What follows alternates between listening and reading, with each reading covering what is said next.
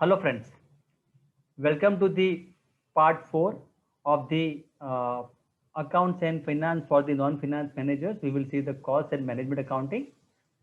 So first we will see about the management accounting, a broad overview.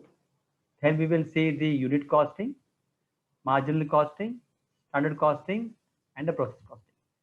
We will also see the about the reconciliation of financial accounting and the cost accounting and various decision making through the cost methods. This part we will see in the next video. IMA, Indian Institute of Management Accountants, says that what is management accounting? It is a profession that involves number one, partnering in management decision making, number two, devising planning and performance of the management system, number three, providing expertise in financial reporting and control to assist management in the formulation and implementation of the organization strategy. So basically, when we will do the accounts, then there are certain reports. The reports is converted into information, and this information is used while making the decision. This part comes as a management accounting. Let us look at here. Enterprise financial statement. You have a tax accounting, you have a financial accounting, you have a source data which comes from here, and it goes to the management for the managerial accounting. And based on this, they prepare certain information. We also do the after this based on this data, that is management accounting. We do the cost management, maybe a cost reduction or the cost like reduction or optimization. Then cost accounting will come into picture, then performance evaluation and the analysis will come into picture, where we will see profitability reporting, process analysis, learning and corrective actions. Then another part is the planning and the decision support. Here it comes whether to make or to buy. This is a decision required. So we use the information received from the accounts, and based on the accounts information, we convert into a report and then information and then to the decision making. Some of the examples are like valuation we do in the management accounting, product costing, cash flow analysis, constraint analysis, means what is the bottleneck. We see here asset receivable management, budgeting, trend analysis, and the forecasting. This all comes under the management accounting. Now come to the part of the cost management. We will not go to the ABC costing and all, activity-based costing and all. We'll just look at the some basic part. So first is the unit costing. Here, a unit cost is a total expenditure incurred by a company to produce, store, and sell one unit of a particular product service. Say, for example, for manufacturing one mobile, if company incurs variable cost plus fixed cost is equal to 10,000, then the cost of the mobile is 10,000. This is called as a unit costing. So we take the all kind of cost here and find out the what is the total cost for the particular mobile. Then we have a process costing. In process costing, where we see it is mostly used in the manufacturing where units are continuously mass produced through one or the more processes. For example, chemical industry or pencil or ball pen or rubber industry, where you will have these process 1, process 2, process 3, process 4, process 5, process 6. Say for example, up to 3 processes, it is a joint process for certain particular thing. And then after 4 processes, there are process will give you 2 products, product 1 and product 2. So up to here, it is called as a joint cost for P1 and P2. After that, you will have a 5, 4, 5, 6 is a separate process cost for the product 1 and separate process cost for the product 2. So this is how we work out the process costing. Standard costing. This is normally used only for the to arrive at the what is my standard cost and what is my actual cost and what is the variance. To know that, to know that whether my actual cost is higher or lower.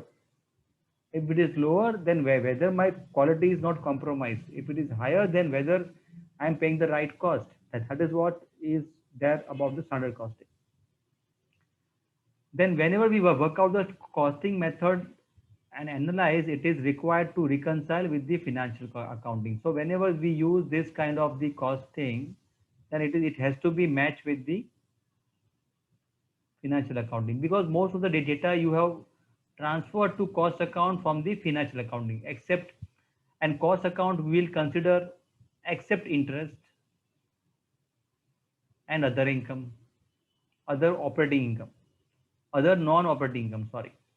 So if non-operating income is there in the financial accounting, we will ignore. Interest we will ignore. So if we do the reconciliation, it should match with your financial accounting. Now this is the most important costing method, which is marginal costing. Marginal costing is a costing technique.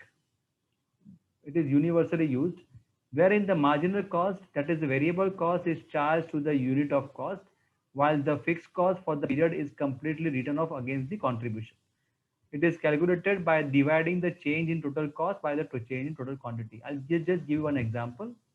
Marginal cost refers to the increase or decrease in the cost of producing one more unit. This is very important. Or serving one more customer. Let us take one example. If for 100 pieces you have $100 or 100 rupees, let us take amount in rupees, 100 rupees is your cost, and next 90 pieces you have, say for example, 90 rupees is the cost.